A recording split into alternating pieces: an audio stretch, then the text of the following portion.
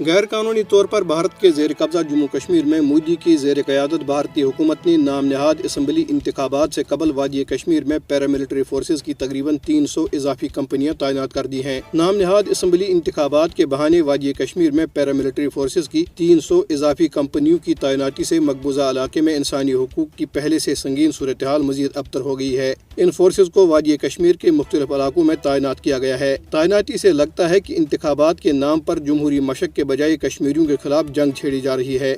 کل جماعتی حریت کانفرنس کے ترجمان ایڈوکیٹ عبدالرشید منہاس نے سری نگر میں جاری ایک بیان میں مقبوضہ جموں کشمیر میں بھارتی فورسز کی بھاری تعداد میں تعیناتی کی مذمت کرتے ہوئے کہا ہے کہ اس سے کشمیریوں کے جذبہ آزادی کو دبانے کے بھارت کے ظالمانہ طرز عمل کی عکاسی ہوتی ہے۔ انہوں نے اقوام متحدہ اور انسانی حقوق کی بین الاقوامی تنظیموں سے اپیل کی کہ وہ بھارت پر دباؤ ڈالیں کہ وہ اس عمل کو روکے اور تنازع کشمیر کے حل کی راہ ہموار کرنے اور تمام کشمیری سیاسی نظر بندوں کی رہائی کے لیے اقدامات کرے۔ ایک انتہائی متنازع اقدام کے تحت بی جے پی کی زیر قیادت بھارتی حکومت نے اگست 2019 کے بعد مقبوضہ جموں کشمیر کی ووٹر فہرستوں میں 11 لاکھ سے زائد نئے ووٹر شامل کیے ہیں، جن میں بیشتر غیر کشمیری ہیں۔ کشمیری سیاسی رہنماؤں اور کارکنوں نے اس اقدام کو مقبوضہ علاقے میں آبادی کا تناسب تبدیل کرنے کی کوشش قرار دیتے ہوئے شدید تنقید کا نشانہ بنایا ہے۔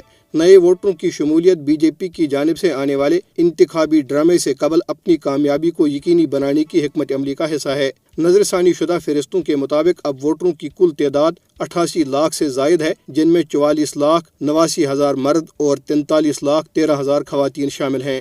کل جماعتی حریت کانفرنس کی آزاد جموں کشمیر شاخ نے مقبوضہ جموں کشمیر میں بھارتی پیراملٹری فورسز کی تقریباً 300 اضافی کمپنیوں کی تعیناتی کی شدید مذمت کرتے ہوئے کہا ہے کہ بھارتی فورسز کے سنگینوں کے سائے میں نام نہاد اسمبلی انتخابات کی کوئی حیثیت نہیں۔ انہوں نے کہا کہ بھارتی فورسز کی بھاری تعداد میں تعیناتی مقبوضہ جموں کشمیر میں غیر معمولی اور سنگین صورتحال کی عکاسی ہے۔ انہوں نے مزید کہا کہ اتنی بڑی تعداد میں بھارتی فورسز کی موجودگی بھارت کے اس خوف کو ظاہر کرتی ہے جو وہ حریت پسند کشمیری عوام سے محسوس کرتا ہے۔